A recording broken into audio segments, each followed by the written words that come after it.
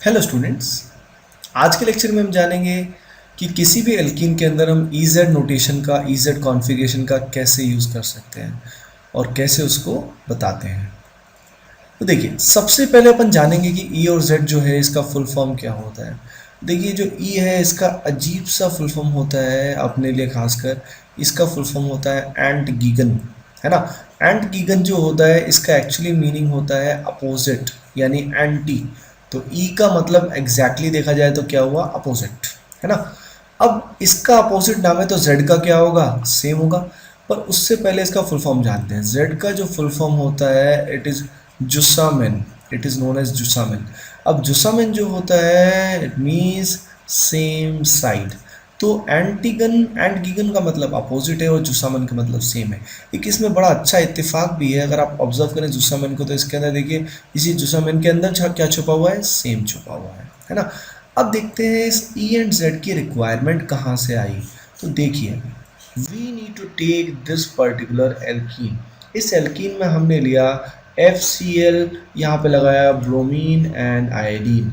अब होता कुछ ऐसा है, इस पाई बॉन्ड के क्रॉस जो ये एटम्स की अरेंजमेंट है, इस अरेंजमेंट को हम सिस और ट्रांस तो बोल नहीं पाएंगे, क्योंकि सिस और ट्रांस बोलने के लिए इन दोनों एटम्स पे कम से कम एक ग्रुप क्या होना चाहिए था, सेम होना चाहिए था। पर यहाँ पे सारे के सारे ग्रुप्स अलग होने की वजह से सिस और ट्रांस हम यहाँ यूज़ नहीं कर पा रहे हैं। यानी हमें कोई नया मेथड सोचना पड़ेगा जिसके कारण, जिसके थ्रू हम यहाँ पे इस पाई बॉन्ड के क्रॉस कॉन्फ़िगरेशन यानी अरेंजमेंट ऑफ ग्रुप्स बता पाएँ। अब उसके लिए हमें इजेड नोटेशन का यूज़ करना पड़ेगा। अब सवाल ये, इजेड हम बताते कैसे हैं। तो देखिए, सबसे पहले हमारा फोकस होगा कार्बन नंबर 1 पे, फिर हम फोकस करेंगे कार्बन नंबर 2 पे। कार्बन नंबर 1 में हम F और Cl में किसी एक को प्रायोरिटी देंगे।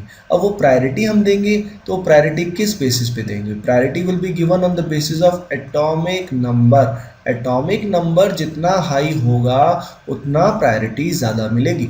तो F और Cl में ज़्यादा प्रायोरिटी किसको मिलेगी स्टूडेंट्स, क्लोरीन को। और ब्रोमीन और आयोडीन में ज़्यादा एटॉमिक नंबर किसका होता है, आयोडीन का। तो आई थिंक आपने ऑब्जर्व किया होगा हमने चारों को आपस में कंपेयर नहीं किया, हमने जो पहले घर में यानी पहले कार्बन एटम में जो लोग रह रहे थे उनको कंपेयर किया, और फिर दूसरे घर में जो रह रहे थे उनको कंपेयर किया, और जिनकी प्रायोरिटी ज़्यादा थी यानी हायर प्रायोरिटी ग्रुप को हमने क्या किया, छांट लिया, उनको हमने सर्कल कर लिया।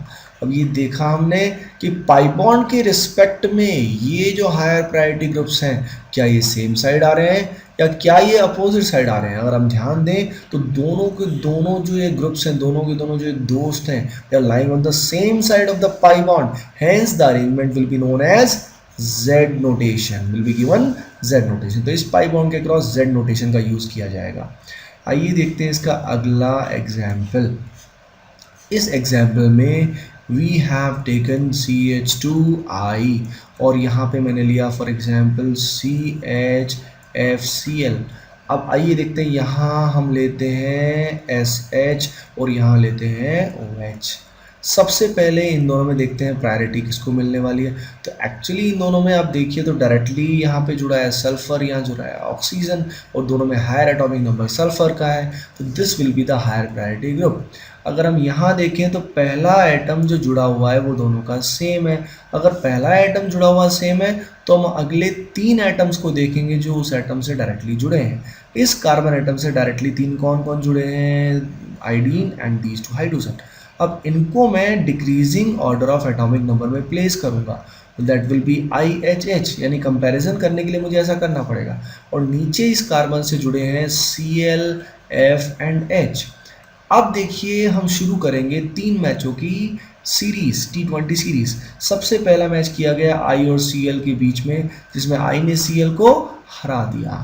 अब इससे आगे मैच खेलने की कोई ज़रूरत नहीं है, जिसने पहले मैच हरा दिया वही सीरीज जीत गया। यानी आपने देखा कि हमने कार्बन से अगले तीनों को नीचे वाले तीनों से कंपेयर किया, जिसमें सबसे पहले जो दोनों का सबसे स्ट्रॉन्गेस्ट प्लेयर था यानी जिसका एटॉमिक नंबर हाईएस्ट था उसको हमने कंपेयर किया, तो प्रायोरिटी ऊपर वाले को मिली। इस बेसिस पे देखा जाए तो again higher priority groups are on the same side of the pi bond, hence the configuration will be Z। आइए देखते हैं अगला एग्जाम्पल। इस अगले एग्जाम्पल में वी हैव टेकन OH और यहाँ पे हमने लिया है O18H यानी heavier isotope has been taken. यहाँ पे हमने D को लिया है, यहाँ पे अपन ने H को लिया है। अब पाई बॉन्ड के अक्रॉस अगर इसकी बात करें तो H और D में प्रायोरिटी मिलेगी ड्यूटीरियम को, और O16 और O18 में प्रायोरिटी मिलेगी O18 को। तो ऐसे केस में the configuration will be E। एक स्टूडेंट्स को बहुत कॉमन मिथ रहता है कि सिस और ट्रांस जहाँ होता है वहाँ EZ का यूज़ नहीं होता। ऐसा नहीं है। जैसे इस केस में इस पाई बॉन्ड के क्रॉस सिस कॉन्फ़िगरेशन प्रेजेंट है, ये आपको पता होगा क्योंकि यहाँ पे दोनों जो सेम एटम्स हैं they are lying on the same side. पर अब इस पाई बॉन्ड के लिए अगर हम EZ निकालें तो यहाँ Z कॉन्फ़िगरेशन का यूज़ आएगा, क्योंकि H और Cl के अंदर Cl को प्रायोरिटी मिलेगी, इधर भी H और Cl में Cl को प्रायोरिटी मिलेगी। तो इस पाई बॉन्ड के रिस्पेक्ट में both are coming on the same side, तो यहाँ पे Z का यूज़ किया जा सकता है। आइए देखते हैं ऑक्साइम्स के अंदर क्या होता है। Let us take one oxime. ये ऑक्साइम हमने लिया, इसको ऑक्साइम बोलते हैं, और यहाँ पे हमने Cl को लिया। अब लोन पेयर एंड OH में ऑब्वियसली हम OH को प्रायोरिटी देंगे और Cl और इथाइल में हम प्रायोरिटी देंगे Cl को। तो इस पाई बॉन्ड के अक्रॉस जो कॉन्फ़िगरेशन आएगा EZ के बेसिस पे दैट विल बी E। तो आज के लेक्चर में students we have learned about EZ notation, इसका यूज़, इसका सिग्निफिकेंस क्या है ये आपने देखा, प्रायोरिटी किस बेसिस पे हम देते हैं ये आपने देखा, पहला आइटम सेम आ जाए तो क्या करते हैं दैट यू हैव सीन।